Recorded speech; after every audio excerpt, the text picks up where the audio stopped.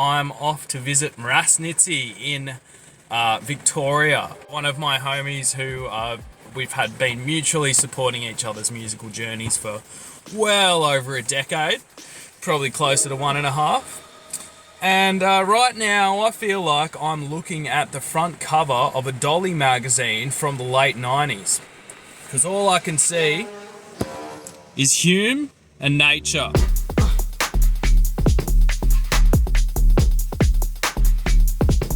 Shake up the dice.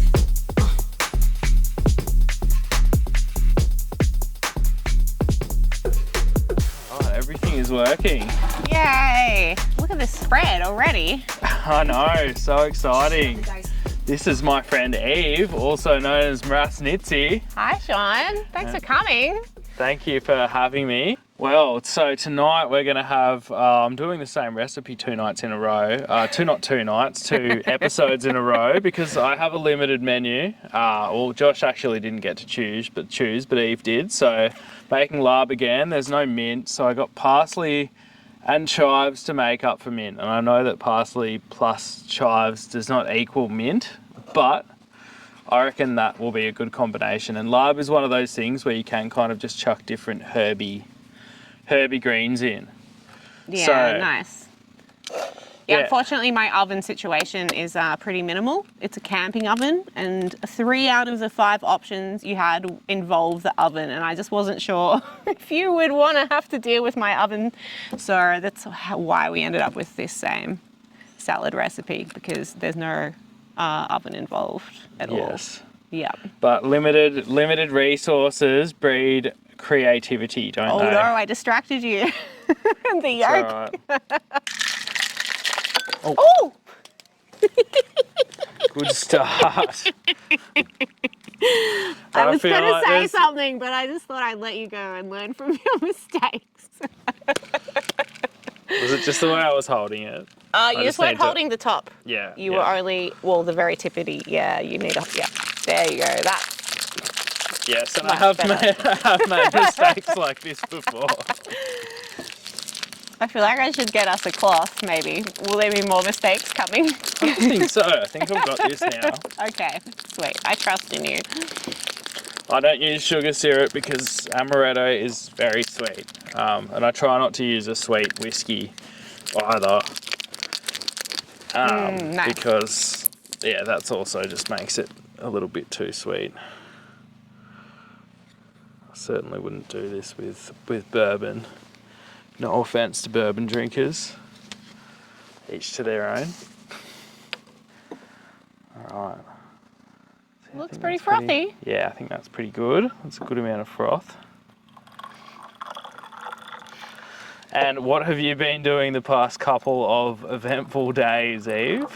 Well, I have been putting in stumps for the foundation for a second shack, because I have for the last 10 months been living in one small shack that's about the size of a 3x3 gazebo, which I then extended because I have a bit of a deck. I put a little lean-to, so now my kitchen actually lives on my deck. But I don't have a bathroom, I don't have a proper kitchen, so I have been digging a lot of holes and concreting a lot of stumps, doing a lot of measurements, twice and thrice. And yeah, actually today with you put in the last stump for the shack, which is very exciting. I will be able to move on to putting in the joists and then putting the floor and doing the rest. I'm very excited for this milestone and to create this new space. So Eve, you've been DJing for what, close to a decade now, or around a decade? It would be. Yeah. Wow. Time flies, hey? But you've been involved in festivals and music and immersed in music for a lot longer, haven't you? Yeah. So my mother's a singer, so we used to go to Woodford Festival when we would come to Australia, when we were living in Bulgaria. We would come to Australia for Christmas, and then we go to Woodford Festival and she would sing there. So that was my introduction to kind of festival type events. Then when I was a teenager, I really enjoyed putting on elaborate birthday parties. And each year they kind of became more and more elaborate. until I turned 24, and I kind of thought, I can't outdo myself now in the city. If I want to do something more elaborate, I kind of need to go out bush and put on like a little private bush party.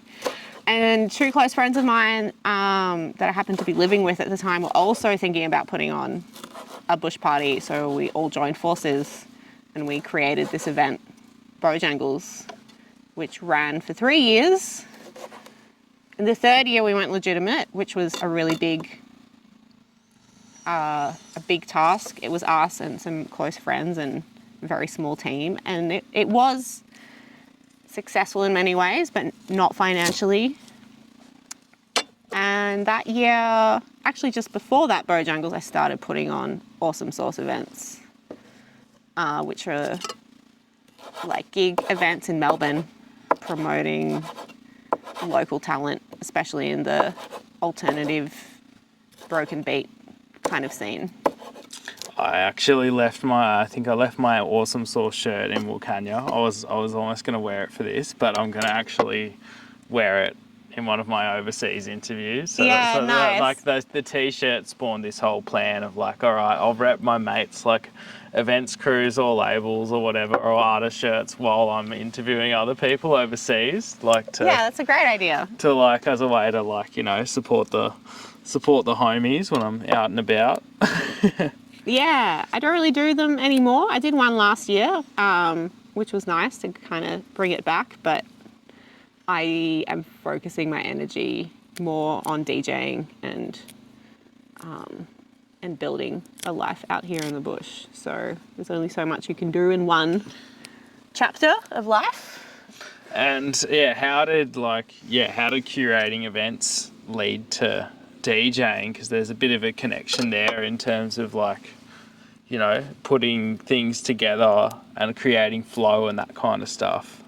Yeah, well, I find that the way that I like to DJ, which is very multi-genre and kind of mashing things together that don't necessarily want to be mixed together, is very similar to curating a flow of an event. So I took that part of the creativity that I really loved of organizing events and then replicated it in a micro version within curating a set. And it's much easier curating a set because there aren't any other people that you need to navigate. There aren't artists that you need to manage or like making sure that people are happy with their time slots or things like that. It's actually just me going and picking the music and curating it into a flow where there's arcs and journey within that hour or hour and a half that I have. And yeah, I loved putting on gigs, but it did involve a lot of people managing. And I got to a point where I realized that I wanted to focus more on my own creative output versus creating a pedestal for other creatives that I really believed in. It's definitely less of a, I guess, downward moment after playing a set compared to after putting on a gig. Yeah. Yeah. Yeah.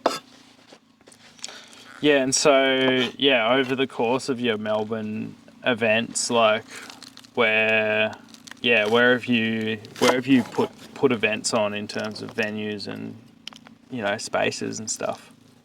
I started my first one was at My Aeon in Brunswick.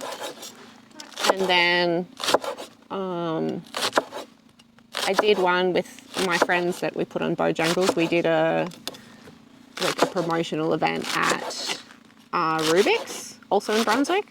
I think I did actually a couple there. Grumpy's, which is no longer a thing, but that, I think it was Collingwood on Smith Street.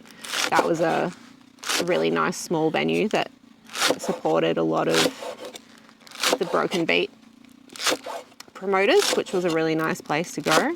Yeah, lovely people, hey? Yeah, so nice. So nice to work with and so chill. And then I also did some Renegade ones. That's always been a big part of what I believe in is like taking on public spaces and putting on parties that are respectful to the space, but also, just being like, this is a public space. If I want to put on a party, I can. So I did quite a few Sunday sessions in Clifton Hill at the Labyrinth, which were a lot of fun. Yeah, true. I've never even heard of that, I don't think. The Yeah, Labyrinth, I called those ones Dribble It On. Yeah. Yep. Always had fun sauce themed names for my party. Fat Dollops was another one. Oh yeah, and then Yeah. and then part of what I respect about you is the DIY nature of things, and even just the whole extent of rather than going to doing digital graphic design, making everything that you can actually take a photograph of, and we'll edit a little bit after. Yeah, photography has always been a part of my creative, one of my creative mediums that I've enjoyed. So then, when I started putting on parties, it was a really natural thing to want to take a photo to then create into a flyer. Because really, like, once you have an image, putting together a flyer doesn't take that much skill in Photoshop or similar. Like, I usually use GIMP because it's a free program.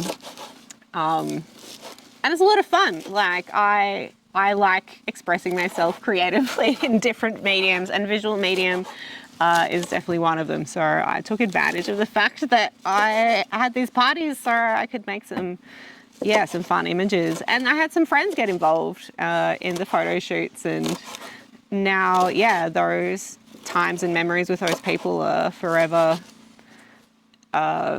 set in concrete in those posters. And that goes back to the very first Bojangles, doesn't it?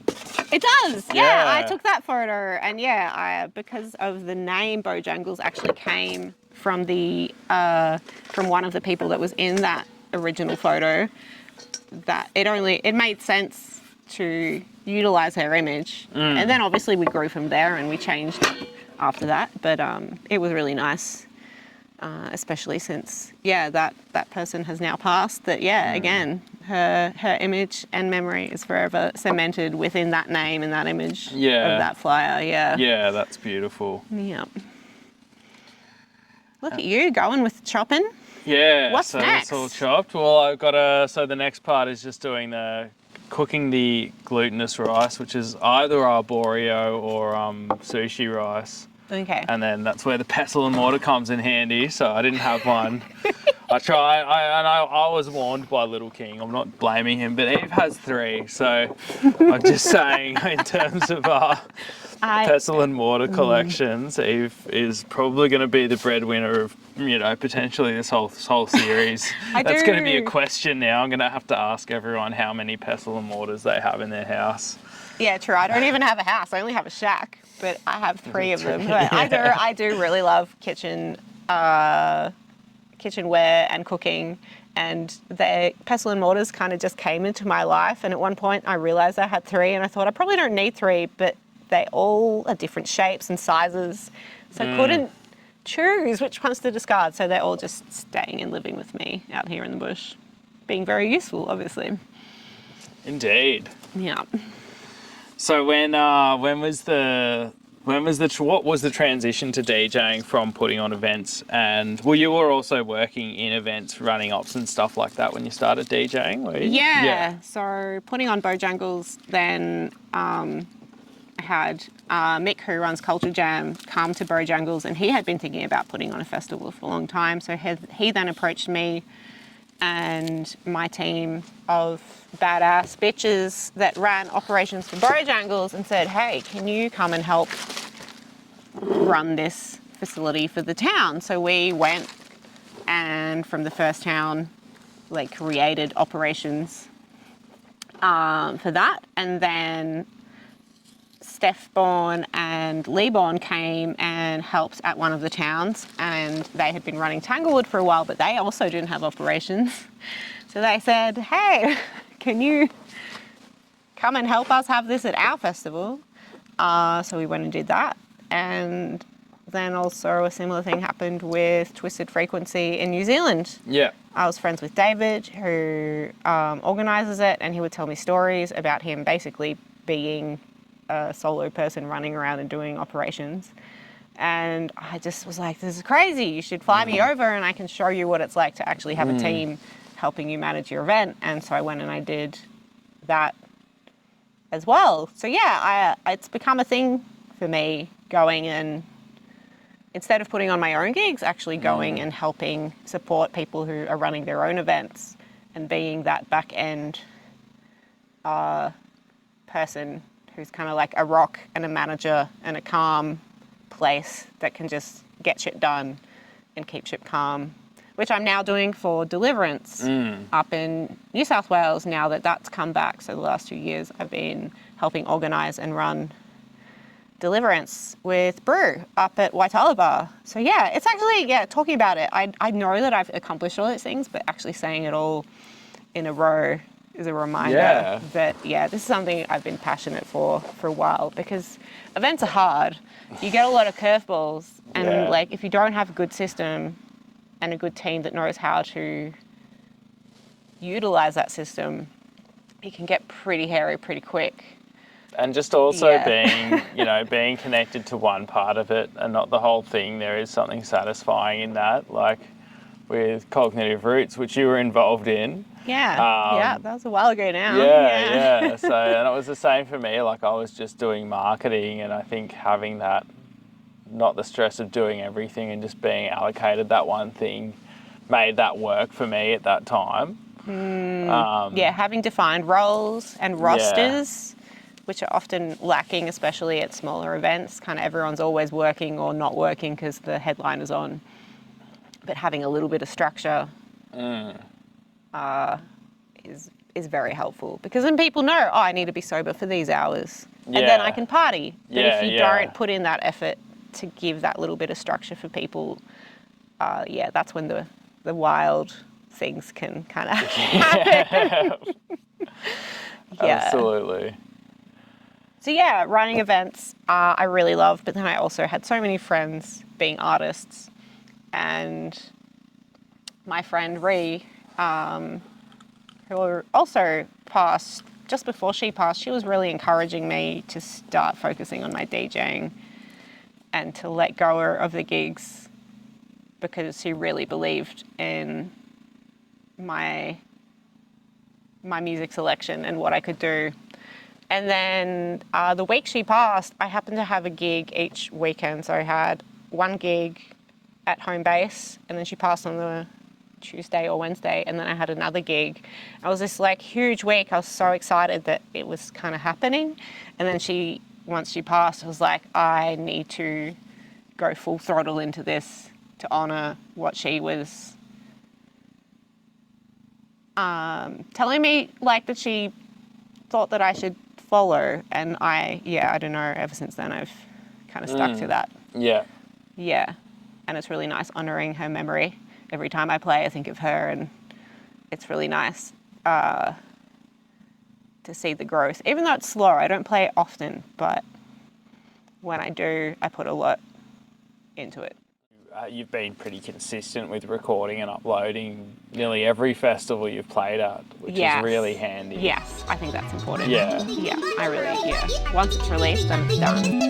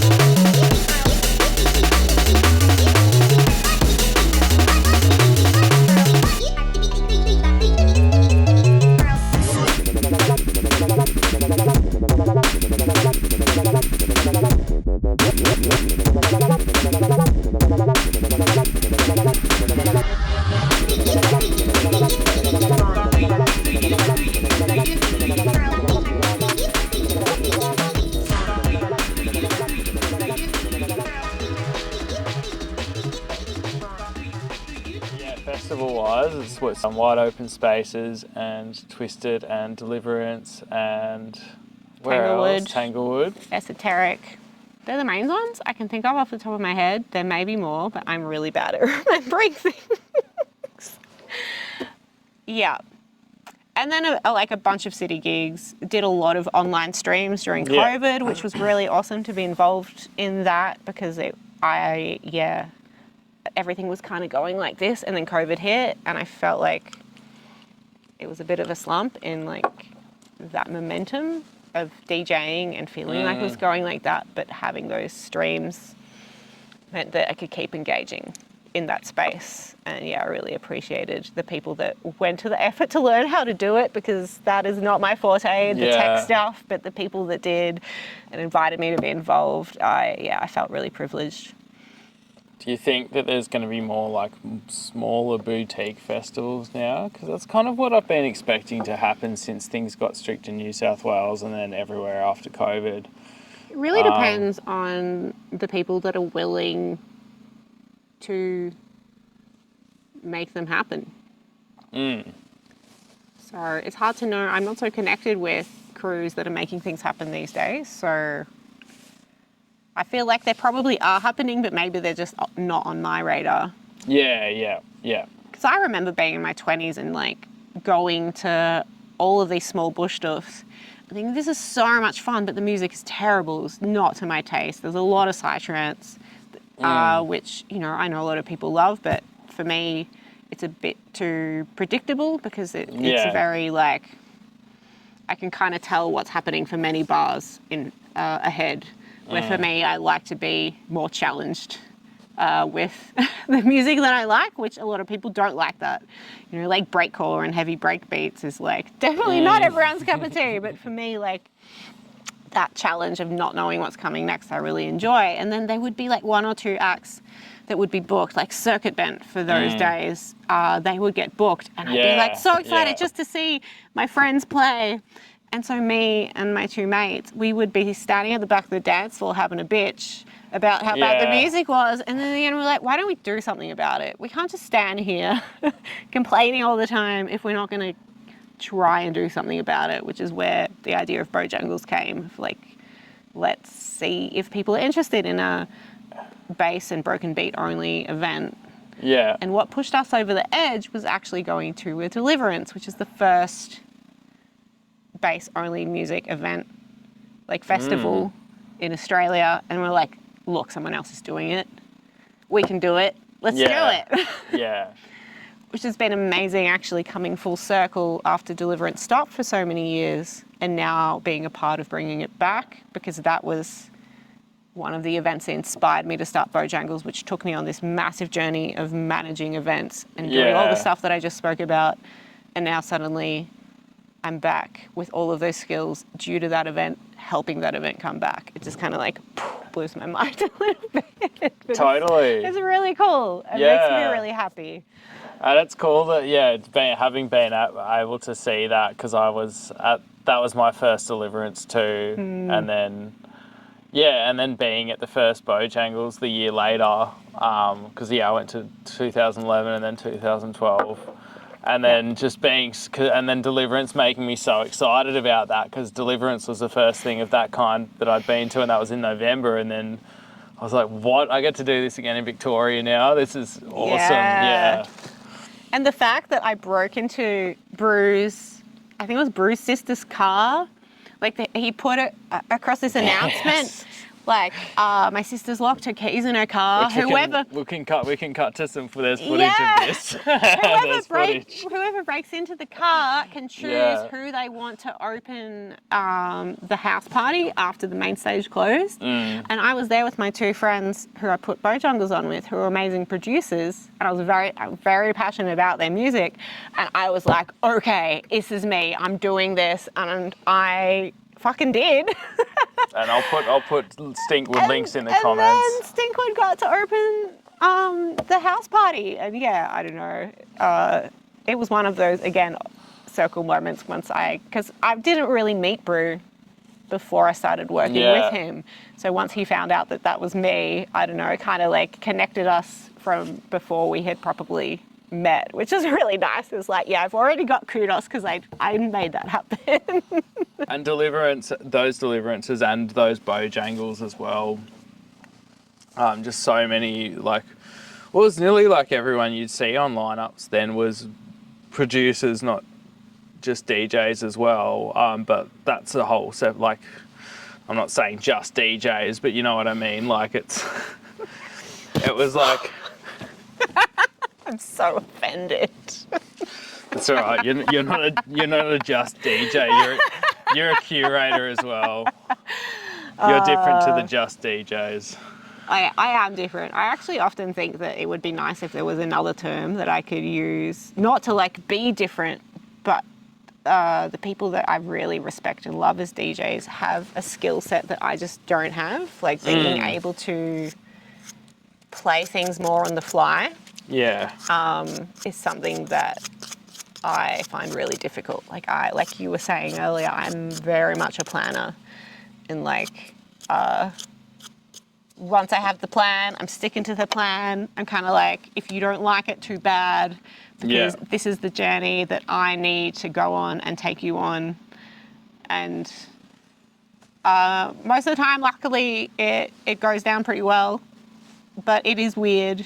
It is elaborate, it is eclectic, but that's very much my style of DJing, but it doesn't feel like that same skill set that... Yeah, well, it also, makes Kodiak it... Kid and Redamon and Liquid, that like they just, they have so many skills that are just not what I do. But then I guess I have skills that maybe they don't have. Like, well, they're like people who do stuff on the fly, they can still change genres and stuff like that, but I don't think to the extent that you do with your planning, where it's like I do push the barriers. It's not like you're playing 3 styles of music in a set ever.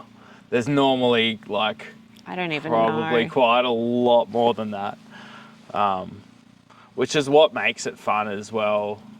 And like sometimes they'll be like, oh, there might be a little bit of this artist or a little bit of that, but then you can't always predict that they're going to be in there either. Yeah.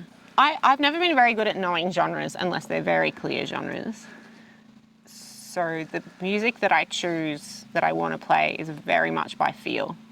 I imagine like tempo changes and transitions would be like what you spend a lot of time doing with curating, because you are jumping around tempos quite a bit and stuff. Yeah, I tend to try and generally I try to build. I try to start slower and build, but it really is very dependent on the time slot that I'm given at the event and who's on before me and after me, what type of music, if it's a gig, what type of music other people are playing, so that I can kind of fit in enough, but also take people on enough of a different journey that it gives that relief if it is a bit same. Yeah. Or if it's at a festival, is it during the day? Is it at night? Is it the start of the festival or at the end? I really love playing at the end. Yeah. I feel like that's where I suit, because I am a bit weird, and people, when they've kind of settled in, they're a bit more, I think, open to the weirdness that I like to throw out there. So I do really appreciate when I get booked on a Sunday night, which Wide Open Spaces, both times I played, they've given me great slots. Deliverance also, both times I played Sunday night, and Twisted Frequency 2019, 2020, I got given a really nice slot, like 2 a.m. I think it was, New Year's Day. And that one, I remember, I closed my eyes, I remember the crowd, like they were heaving and they were just lapping it up. New Zealand, they're really open-minded. They appreciate what I do more than Australia, I think. And just in terms of actually dancing as well, like I noticed it, well, with everything, but with drum and bass, like just the way how much space everyone used and like actually dancing a lot more than maybe people do in Australia. Definitely with drum and bass. If you look at a drum and bass crowd and compare the two countries, it's totally different. People do the... I played in a band. People kind of will move their bodies a little bit and go like this. But in New Zealand, they're like taking up 3 square meters and just like kicking up dirt and like, you know. I had a woman dry humping the ground at one of my sets at a party called Ponies in New Zealand, and I will never forget that, like that response. It's not like what I'm looking for, but often I've been told I bring the ladies to the dance floor. I definitely lean into playing music. I love to dance, so I like to play a set that I would really like to dance to. And I think having that feminine expression, or even just alternative to masculine expression, people notice it. As a woman on stage, I don't want to just represent as me on stage. The more female lyrics, to then also have that vocalization of a woman while seeing a woman on stage, and having that expression is important. I think it really adds to what I'm trying to do. But I find vocals, whether they are familiar to people or not, they grab people in a different way. Like there's something about hearing the human voice, which I find is often lacking in electronic sets. Yeah. And like my sets are mostly electronic, but having those moments of hearing voices and connecting to lyrics, I think, it grounds people and connects people in a different way when they're on the dance floor. I enjoy it when I'm on the dance floor. Again, that's why I put in these elements. And it's very strategic. Like I will pretty much always open with a track with lyrics.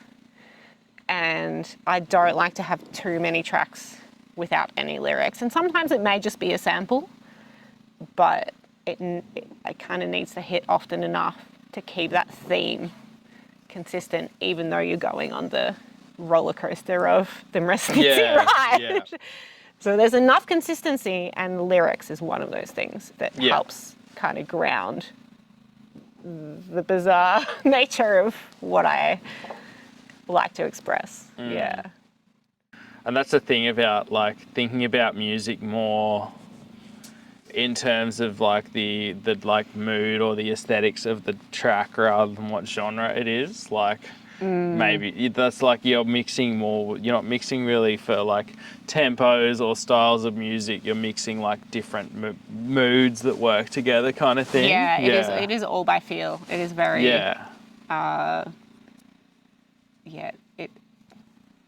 it's very instinct based. There's a lacking of eclectic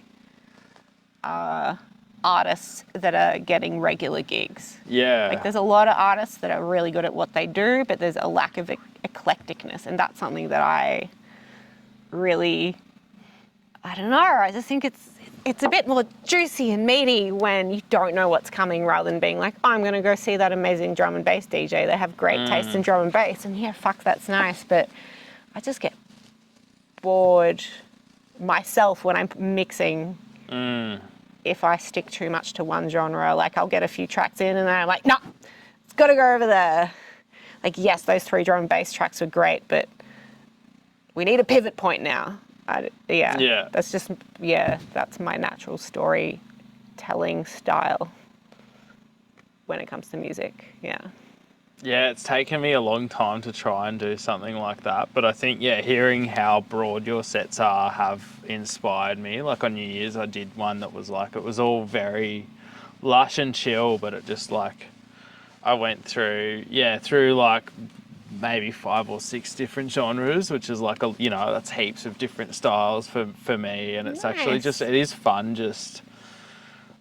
fun melding it together. And then if you've got a lot of tracks, sometimes you're only like jumping a few BPM with each one, but then you can find ones where it's like you might jump 12 BPM, but then the track actually works slowed down, and you can play it slowed down for a bit while you're mixing it. And then once you finish mixing from that track beforehand, then you can like gently bring it up to the right BPM if you choose if you want to do it gentle, or sometimes you want to do it sharp. It really depends on like the mood shift you want. But yeah, I just love playing with that stuff. And then when I get 2 or 3 tracks to just work that are not meant to work at all together, the high of accomplishment that I feel when I like listen back to them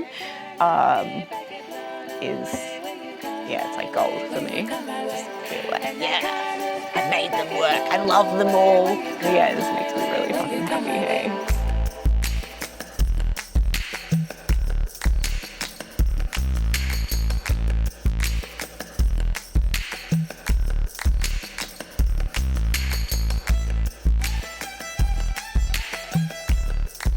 Alright, this is where the rock was. You can kind of see the mark here.